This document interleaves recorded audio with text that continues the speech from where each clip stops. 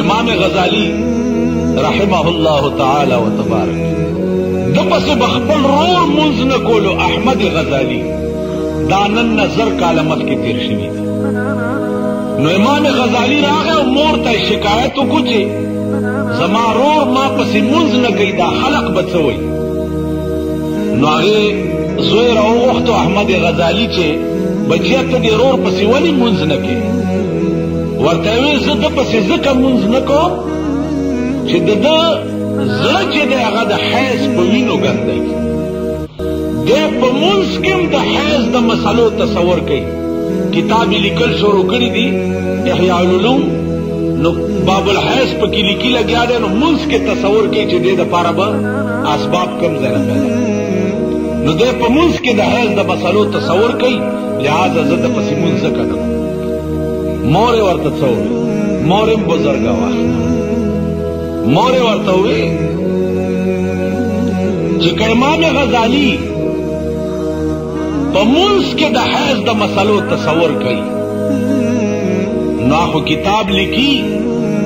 سبابت عام مسلمانان فائدہ اخلي د قوم د مفاد په حق کې تصور وی ته پستر ګورون شي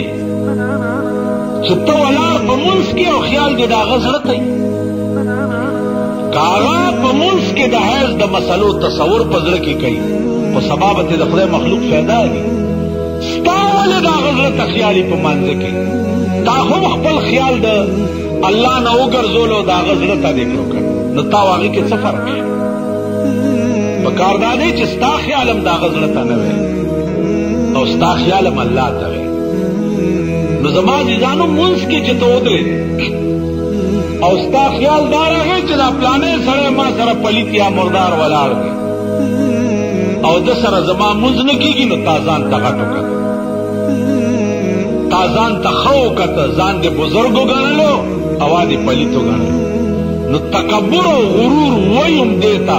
چې د ځان نه بل سړی سپک وګڼي غرور معنا دا ده چې ځان نه بل سره سپک وګڼي دې ته غرور وایي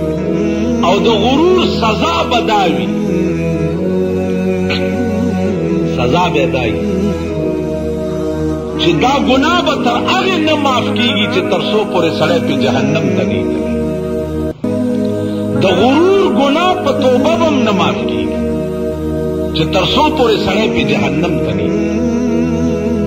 نو عزیزانو الله دې مونږ وساتي غرور ډېر خراب شي